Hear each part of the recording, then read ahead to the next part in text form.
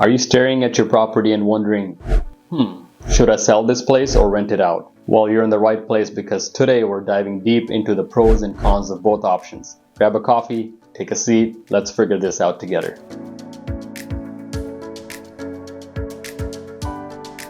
Let's start with selling. Here are some compelling reasons why you might want to go down this route. Cash in your pocket. Home prices are an all-time high, making it an excellent time to consider cashing out. Selling now means you can use that money for other goals, like reinvesting in a different type of property, starting a new business, or funding your child's college education. The possibilities are endless, and with the Bay Area's historical price appreciation, this might be the ideal time to maximize your investment. No landlord headaches. By selling, you dodge the 3 T's of being a landlord: tenants, toilets, and trash.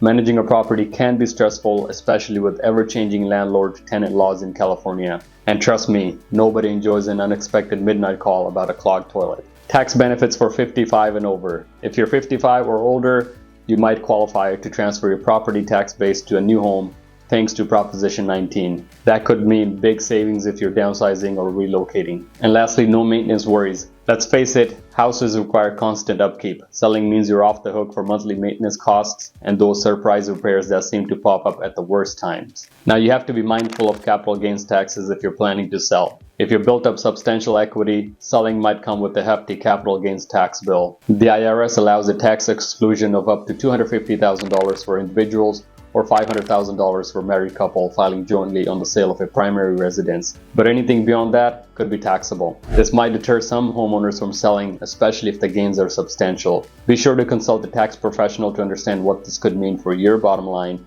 and whether it's worth holding onto the property to avoid a large tax hit. Okay, so selling sounds great. What about renting your property? Here's the flip side. Building wealth over time. Renting means someone else is paying your mortgage while you build equity. Over time, that can translate into serious wealth if you're patient. Then we have legacy building. If you're financially comfortable and don't need the money, keeping the property as a rental can be a great way to leave legacy for your children or future generations. And let's talk about low interest mortgage. Got a rock bottom interest rate on your mortgage? If the rent covers your payments, or better yet, give you some positive cash flow, renting might be a no-brainer. And if you want to keep the house but need funds for other ventures, you might consider taking out a HELOC or refinancing the property. This way you tap into the equity without selling. And lastly, testing the landlord waters. Think about becoming a real estate mogul? Renting this property could be your stepping stone to owning multiple rental properties. But here's the key, make sure you're not cash flow negative every month. Of course, it's not all sunshine and rainbows. Renting comes with its challenges. Let's touch on long distance management. If you're moving out of the area, do you feel comfortable managing the property or managing a property management company from far away? Let's be real, long distance management can be a pain, so think carefully about whether this is something you're ready to take on. Ongoing costs, monthly maintenance, property taxes, insurance, it adds up. And don't forget about major repairs. Roof replacements aren't exactly cheap, folks. Plus, unexpected emergencies can really hurt your bottom line. Not interested in dealing with tenants directly? A property management can handle that for you, but it comes at a cost, typically 7 to 10% of the monthly rent. Interview at least 4 or 5 companies to find the best fit and make sure you're clear about the services they provide. And lastly, unexpected stress. If you become a landlord by default, say you bought a new home but didn't sell the old one, think carefully. Are you ready for the commitment of managing tenants, fixing toilets, and handling the complaints?